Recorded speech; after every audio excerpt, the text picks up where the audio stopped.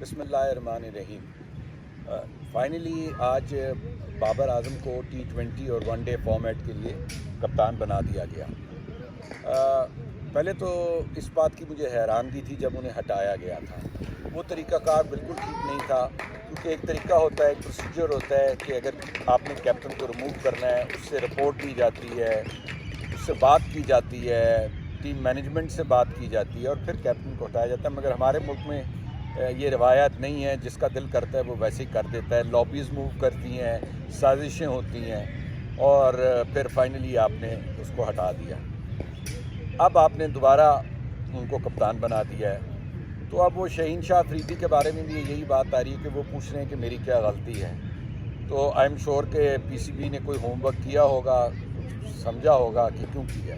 لیکن مجھے یہ بات سمجھ میں نہیں آئی کہ بابر اعظم کو اگر واپس کپتان بنانا ہے تو تینوں فارمیٹ کے لیے کیوں نہیں بنایا جا رہا۔ میرے خیال میں اگر انہیں کپتان بنانا ہی تھا، دوبارہ ری انسٹیٹ کرنا ہے تو تینوں فارمیٹ کے لیے کریں۔ دو فارمیٹ میں بنا کے ایک کو مطلب ہے یہ آپ نے اب سوالیہ نشان بنا دیا کہ یہ غالباً صرف ورلڈ کپ تک کے لیے کیپٹن ہے۔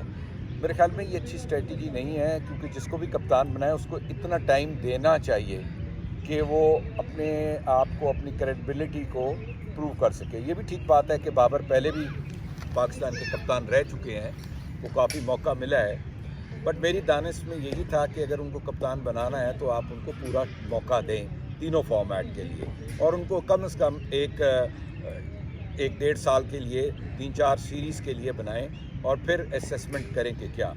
دوسرا مجھے یہ نہیں سمجھ آتی کہ رضوان کو کافی عرصے سے وائس کپتان بنایا ہوا ہے اور وہ بھی سارے فارمیٹ کھیلتا ہے، اس کو کیوں نہیں کنسیڈر کیا جاتا ہے as a captain. I think اس سے یہ فائدہ ہوتا کہ کم از کم بابر کے اوپر جو پریشر ہے کیپٹنسی کا وہ ختم ہو جاتا۔ بٹ نیورتھلیس یہ ہو گیا ہے، دیکھتے ہیں آگے نیوزی لینڈ کی ٹیم آ رہی ہے، کیسی کارکردگی ہوگی ان کی۔